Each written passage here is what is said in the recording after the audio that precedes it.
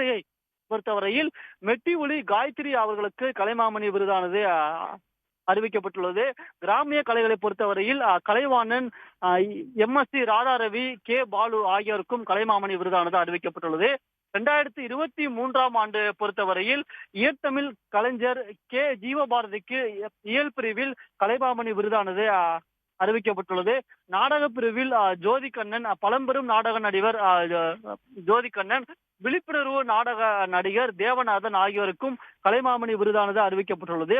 திரைப்பட பிரிவை பொறுத்தவரையில் மணிகண்டன் என்ற காக்கா முட்டை திரைப்படம் மூலம் மிகவும் பிரபலமடைந்த காக்கா முட்டை மணிகண்டன் ஜார்ஜ் மரியான் தமிழ் திரைப்படங்களில் நட்சத்திர வேடங்களில் பல்வேறு வேடங்களில் நடித்துள்ள ஜார்ஜ் மரியான் மற்றும் திரைப்பட இசையமைப்பாளர் அனிருத். அதாவது தற்போது பெரும்பாலான திரைப்படங்களுக்கு இசையமைத்து வரும் அனிருத் மற்றும் திரைப்பட பின்னணி பாடகி சுவேதா மோகன் மற்றும் நடன இயக்குனர் சாண்டி, திரைப்பட செய்தி தொடர்பாளர் நிக்கில் முருகன் ஆகியோருக்கும் திரைப்பட பிரிவில் இந்த கலைமாமணி விருதானது அறிவிக்கப்பட்டுள்ளது.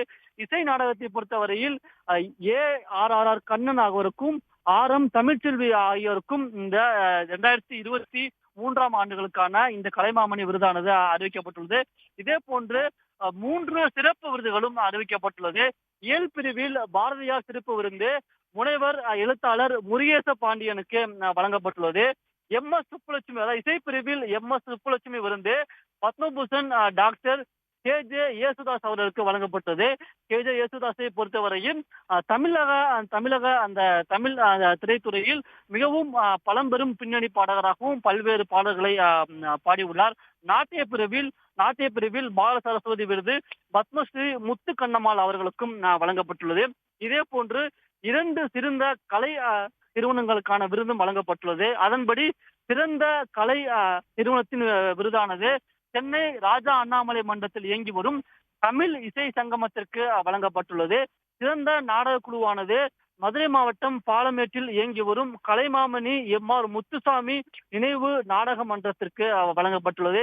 இவ்வாறு இன்றைய தினம் 2021, 22, 23 ஆகிய ஆண்டுகளில் சுமார் 90 பேருக்கு கலைமாமணி விருதையும் 3 சிறப்பு விருதையும் 2 நிறுவனங்களுக்கான சிறப்பு விருதையும் தமிழ்நாடு அரசானது அறிவித்துள்ளது.